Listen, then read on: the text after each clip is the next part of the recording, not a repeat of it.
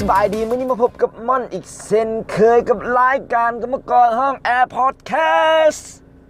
และมื้อนี้เราจะมาล้มกันในหัวข้อ7วิธีการแก้ไขปัญหาเฉพาะหน้าในการเฮ็ดเวียกการแก้ไขปัญหาเฉพาะหน้าเป็นสิ่งจำเป็นที่หลีกเลี่ยงบ่ได้และปัญหาที่เกิดขึ้นหลายๆเทื่อก็เป็นปัญหาที่ทีมงานเฮ็ดเวียกของเขานะคิดบ่ถึงมาก่อนและการแก้ไขปัญหาเฉพาะหน้านี้ต้องใช้สติปัญญาและวัดความสามารถของทีมเขาได้อีกว่ามีการจัดการปัญหาได้ดีส่ำใดและความจริงแล้วเรื่องการแก้ไขปัญหา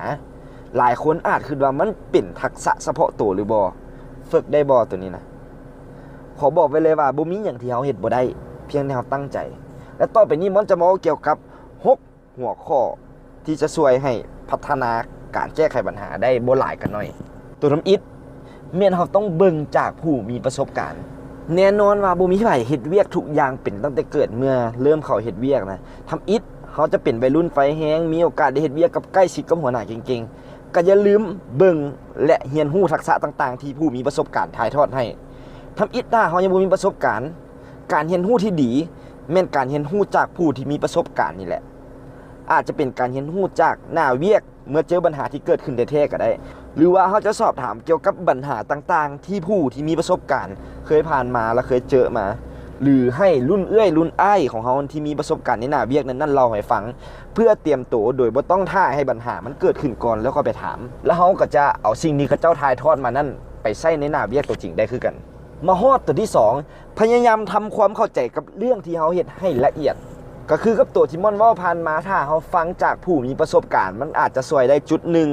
แต่ว่าถ้าจะให้ดีแท้ๆเขาต้องมีความเข้าใจต่อพื้นฐานต่อเวียกของเขานะว่าเขากำลังเฮ็ดอย่างแท้ๆเข้าใจในทุกมุมความเข้าใจหันจะช่วยได้หลายส่วนถ้ามันมีปัญหาที่มันบกคาดเกิดขึ้นเขาจะรู้ทันทีว่าเขาต้องไปแก้ไขอยู่จุดใดหรือกับไผแล้วเขายังสามารถแคชอัพเวียกที่เขาเฮ็ดอยู่หั่นนะโปรเจกต์ที่กำลังดำเนินไปอยู่หั่นนะมันไปฮอดจุดใดแล้วตัวที่3ฝึกวิเคราะห์ปัญหาเมื่อเราเฮ็ดเวียกมาได้ระยะหนึ่งแล้วเราเริ่มเข้าใจโฟลว์ของการเฮ็ดเวียกทั้งหมดแล้วมันจะให้เรารู้ว่าต้นปลายสาเหตุของปัญหานั้นเป็นหยังและผลสะท้อนที่เราจะได้รับมันเป็นหยังและสิ่งที่สำคัญก็คือการฝึกวิเคราะห์คิดแยกแยะปัญหาให้เป็นเพื่อการแก้ไขปัญหาอย่างถูกจุดมาฮอดตัวที่4ฟังอย่างละเอียดสิ่งที่สำคัญบ่น้อยไปกว่าการเว้าก็คือการฟังหลายคนอาจจะเบิ่งข้ามการฟังที่ดีไปเฮ็ดให้ตีความหมายผิดในหลายเรื่องและเฮ็ดให้เฮาขาดประสิทธิภาพในการแก้ไขปัญหาเวลาฟังจงตั้งใจฟังอย่างละเอียดและคิดตามไปนำอย่าใจลอยคิดไปฮอดเรื่องอื่นที่สำคัญจับประเด็นให้ได้ว่าผู้ส่งสาร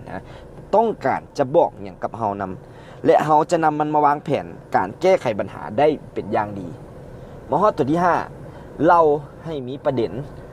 และตัวนี้มันจะสลับกับสิ่งที่ม่อนหาก็เล่าไปเมื่อกี้นี้เวลาเฮาเป็นคนเล่าเฮาก็ต้องเล่าอย่างมีประเด็นนำเล่าให้ผู้ฟังเข้าใจว่าเฮาต้องการจะสื่อหยังเกี่ยวกับเรื่องนี้และเฮาจะขอความคิดเห็นในสเต็ปต่อไปจังใดก็ว่ากันไปการที่เฮาจะเล่าเฮาต้องเรียงประเด็นให้เป็นลำดับก่อนแล้วค่อยเล่าออกไปในกรณีที่เกิดปัญหาขึ้นแล้วเฮาต้องเล่าเฮาต้องพยายามเล่าให้ครบถ้วนใจความแต่กระทัดรัดที่สุดเพื่อจะได้เอาเวลาไปคิดวางแผนวิธีรับมือแก้ไขปัญหาได้ทันมาฮอดตัวสุดท้าย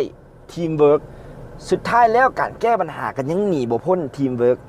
ในบางเทื่อปัญหาที่เกิดขึ้นอาจจะบ่ใหญ่เท่าใดเพียงแต่เฮาคนเดียวก็สามารถแก้ไขปัญหาได้แล้วแต่ในเช่นเดียวกันมีอีกหลายเทื่อที่ปัญหาเกิดขึ้นมาละเฮาต้องการทีมงานมาช่วยแก้ไขปัญหาเพียงแต่เฮาคนเดียวอาจจะบ่สามารถแก้ไขปัญหาได้ทั้งหมดอย่างว่องไวและทันเวลา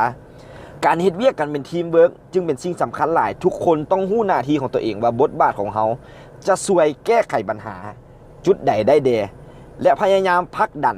การแก้ไขปัญหาให้ลุล่วงไปถึงเป้าหมายได้ในที่สุดเว้ารวมแล้วประสบการณ์การแก้ไขปัญหาเฉพาะหน้าที่สะสมกันมาเป็นสิ่งสำคัญและควรจื้อไปใช้ตลอดชีวิตการเฮ็ดเวียกของเฮาเลยแต่สิ่งที่สำคัญบ่น้อยไปกว่าประสบการณ์ก็คือการฝึกฝนตัวเองอย่าลืมพัฒนาทักษะการแก้ไขปัญหาของตัวเอง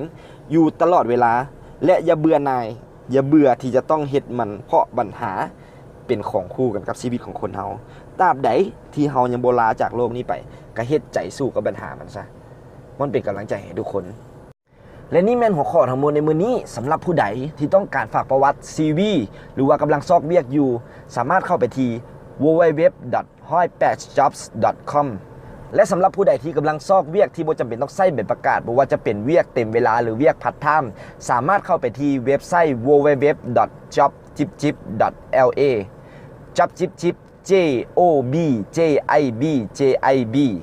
และทั้ง2เว็บไซต์นี้ยังมีแอปพลิเคชันที่สามารถดาวน์โหลดผ่านทาง iOS และ Android ได้นำอีกและม่อนขอฝากรายการกรรมกรห้องแอร์พอดแคสต์ที่จะออกอากาศให้ทุกๆวันศุกร์สามารถติดตามม่อนได้ผ่านทาง YouTube Channel 108 MHz Facebook Fanpage 108 Job อย่าลืมกด Subscribe เพื่อเป็นกำลังใจให้ม่อนในการเฮ็ดพอดแคสต์ใหม่ๆนำเด้อสุดท้ายนี้ม่อนขอตัวลาไปก่อนแล้วพบกันใหม่สบายดี